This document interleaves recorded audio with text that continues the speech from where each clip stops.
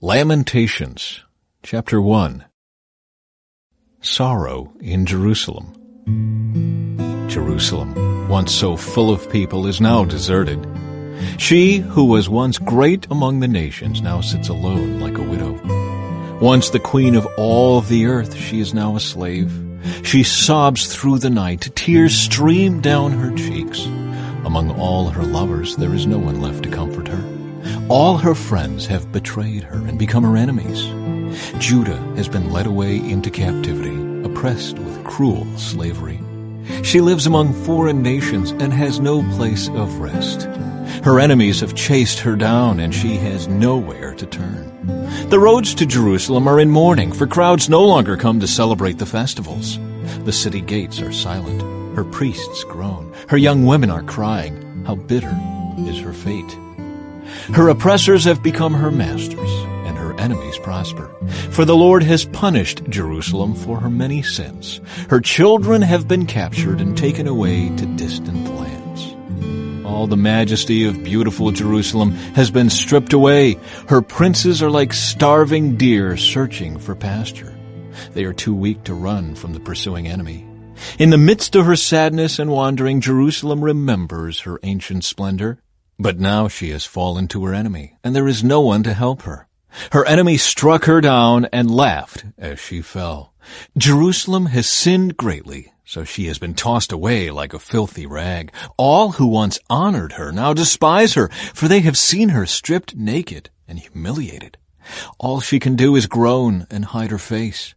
She defiled herself with immorality and gave no thought to her future.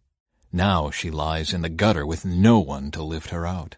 "Lord, see my misery," she cries. "The enemy has triumphed." The enemy has plundered her completely, taking every precious thing she owns. She has seen foreigners violate her sacred temple, the place the Lord had forbidden them to enter. Her people groan as they search for bread. They have sold their treasures for food to stay alive. "O Lord, look," she mourns, "and see how I am despised. Does it mean nothing to you, all you who pass by? Look around and see if there is any suffering like mine, which the Lord brought on me when he erupted in fierce anger. He has sent fire from heaven that burns in my bones. He has placed a trap in my path and turned me back. He has left me devastated, racked with sickness all day long. He wove my sins into ropes to hitch me to a yoke of captivity. The Lord sapped my strength and turned me over to my enemies. I am helpless in their hands. The Lord has treated my mighty men with contempt. At his command, a great army has come to crush my young warriors. The Lord has trampled his beloved city like grapes are trampled in a winepress. For all these things I weep. Tears flow down my cheeks. No one is here to comfort me. Any who might encourage me are far away. My children have no future, for the enemy has conquered us." Jerusalem reaches out for help, but no one comforts her. Regarding his people Israel, the Lord has said, "Let their neighbors be their enemies. Let them be thrown away like a filthy rag." "The Lord is right," Jerusalem says, "for I rebelled against him. Listen, people everywhere, look upon my anguish and despair, for my sons and daughters have been taken captive to distant lands. I begged my allies for help, but they betrayed me. My priests and leaders starved to death in the city, even as they searched for food to save their lives. Lord, see my anguish. My heart is broken and my soul despairs, for I have rebelled against you. In the streets the sword kills, and at home there is only death. Others heard my groans, but no one turned to comfort me. When my enemies heard about my troubles, they were happy to see what you had done. Oh, bring the day you promised, when they will suffer as I have suffered. Look at all their evil deeds, Lord. Punish them as you have punished me for all my sins. My groans are many, and I am sick at heart." Chapter 2. God's anger at sin. The Lord in his anger has cast a dark shadow over beautiful Jerusalem. The fairest of Israel's cities lies in the dust, thrown down from the heights of heaven.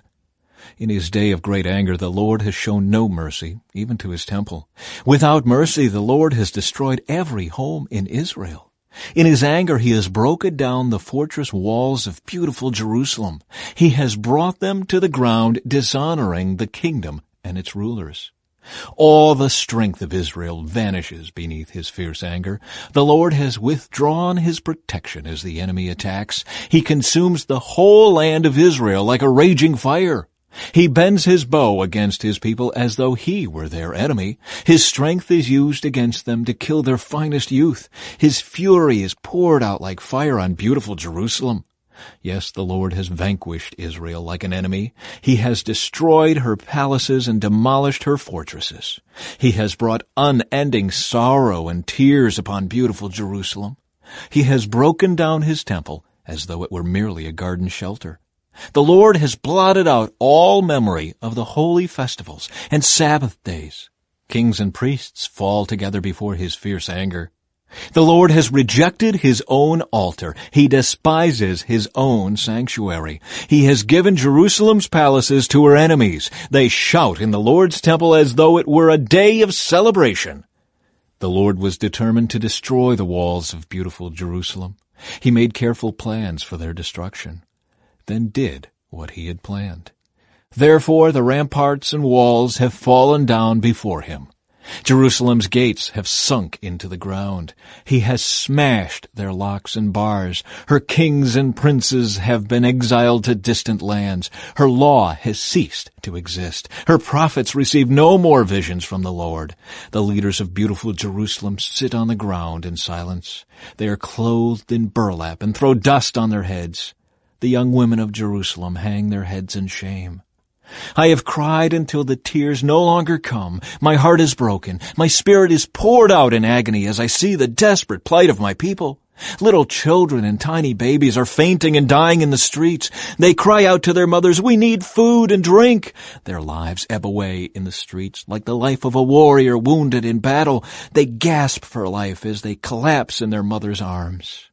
What can I say about you? Who has ever seen such sorrow? O daughter of Jerusalem, to what can I compare your anguish? O virgin daughter of Zion, how can I comfort you? For your wound is as deep as the sea. Who can heal you? Your prophets have said so many foolish things, false to the core. They did not save you from exile by pointing out your sins. Instead, they painted false pictures, filling you with false hope.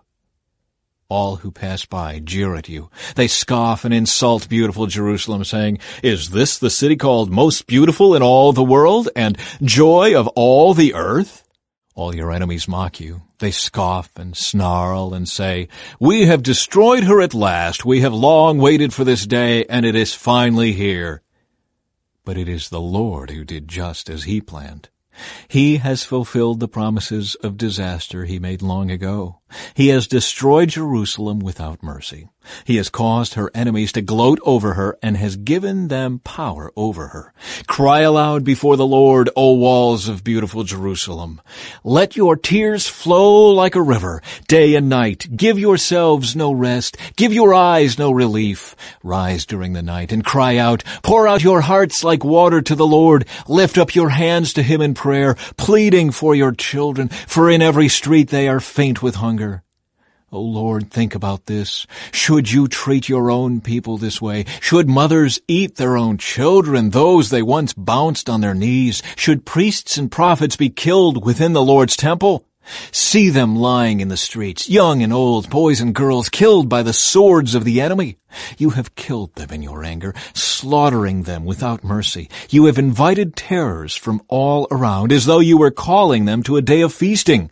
In the day of the Lord's anger, no one has escaped or survived. The enemy has killed all the children whom I carried and raised. Chapter 3. Hope in the Lord's faithfulness. I am the one who has seen the afflictions that come from the rod of the Lord's anger.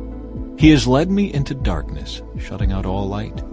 He has turned his hand against me again and again, all day long. He has made my skin and flesh grow old. He has broken my bones. He has besieged and surrounded me with anguish and distress. He has buried me in a dark place like those long dead. He has walled me in and I cannot escape. He has bound me in heavy chains. And though I cry and shout, he has shut out my prayers. He has blocked my way with a high stone wall. He has made my road crooked. He is hidden like a bear or a lion waiting to attack me. He has dragged me off the path and torn me in pieces, leaving me helpless and devastated. He has drawn his bow and made me the target for his arrows. He shot his arrows deep into my heart. My own people laugh at me. All day long they sing their mocking songs. He has filled me with bitterness and given me a bitter cup of sorrow to drink.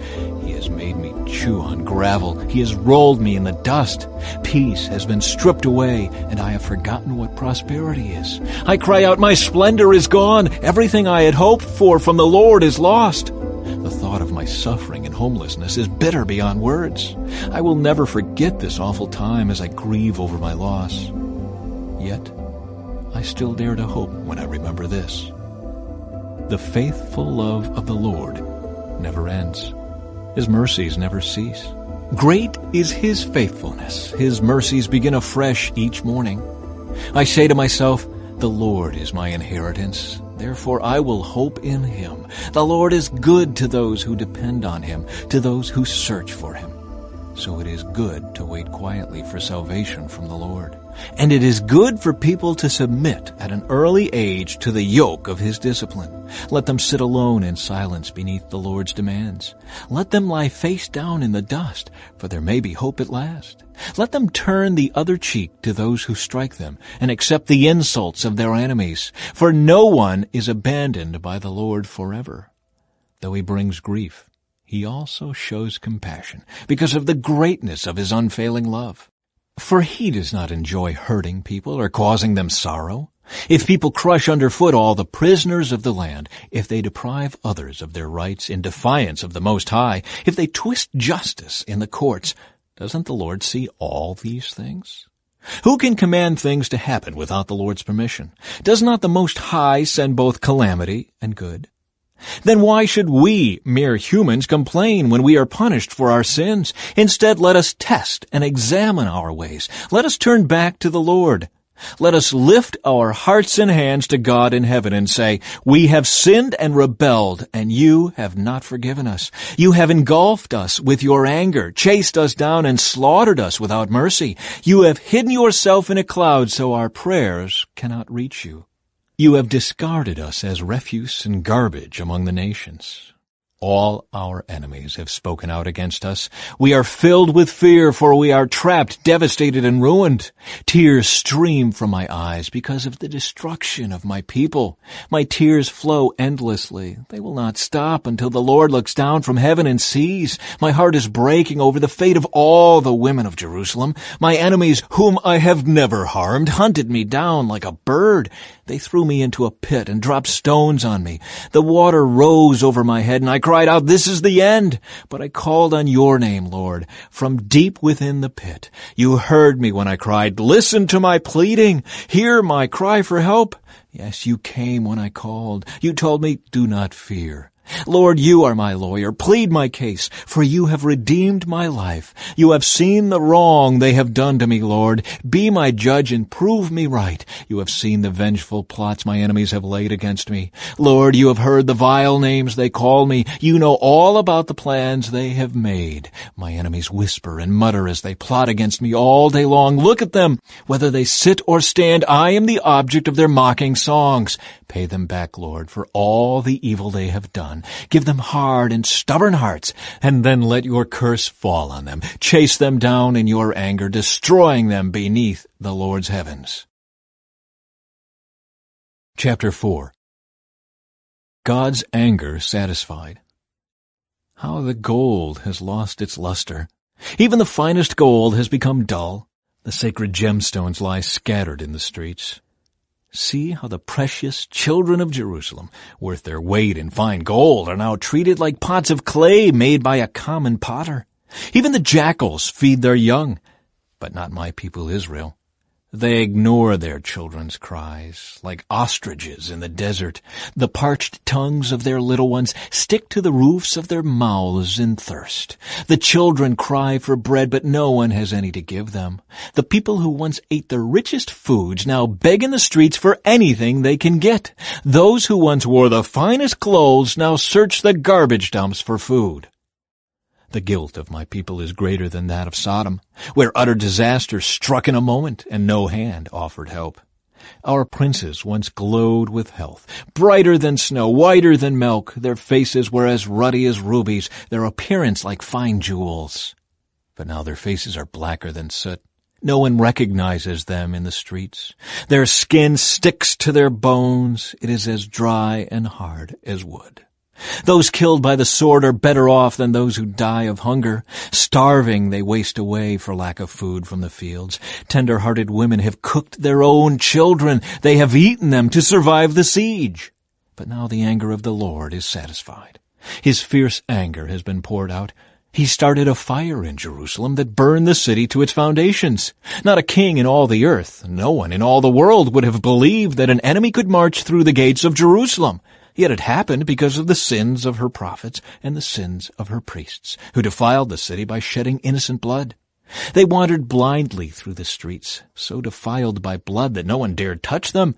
"Get away!" the people shouted at them. "You're defiled, don't touch us!" So they fled to distant lands and wandered among foreign nations. But none would let them stay. The Lord himself has scattered them, and he no longer helps them. People show no respect for the priests and no longer honor the leaders. We looked in vain for our allies to come and save us, but we were looking to nations that could not help us. We couldn't go into the streets without danger to our lives. Our end was near, our days were numbered, we were doomed. Our enemies were swifter than eagles in flight. If we fled to the mountains, they found us. If we hid in the wilderness, they were waiting for us there. Our king, the Lord's anointed, the very life of our nation, was caught in their snares. We had thought that his shadow would protect us against any nation on earth. Are you rejoicing in the land of Uz, O people of Edom? But you too must drink from the cup of the Lord's anger. You too will be stripped naked in your drunkenness. O beautiful Jerusalem, your punishment will end. You will soon return from exile. But Edom, your punishment is just beginning. Soon your many sins will be exposed. Chapter 5. Prayer for Restoration.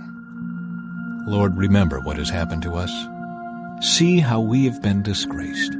Our inheritance has been turned over to strangers, our homes to foreigners. We are orphaned and fatherless. Our mothers are widowed. We have to pay for water to drink, and even firewood is expensive. Those who pursue us are at our heels. We are exhausted but are given no rest. We submitted to Egypt and Assyria to get enough food to survive. Our ancestors sinned, but they have died, and we are suffering the punishment they deserved. Slaves have now become our masters. There is no one left to rescue us. We hunt for food at the risk of our lives, for violence rules the countryside. The famine has blackened our skin as though baked in an oven. Our enemies rape the women in Jerusalem and the young girls in all the towns of Judah. Our princes are being hanged by their thumbs, and our elders are treated with contempt. Young men are led away to work at millstones, and boys stagger under heavy loads of wood. The elders no longer sit in the city gates. The young men no longer dance and sing. Joy has left our hearts. Our dancing has turned to mourning. The garlands have fallen from our heads. Weep for us because we have sinned. Our hearts are sick and weary, and our eyes grow dim with tears, for Jerusalem is empty and desolate, a place haunted by jackals.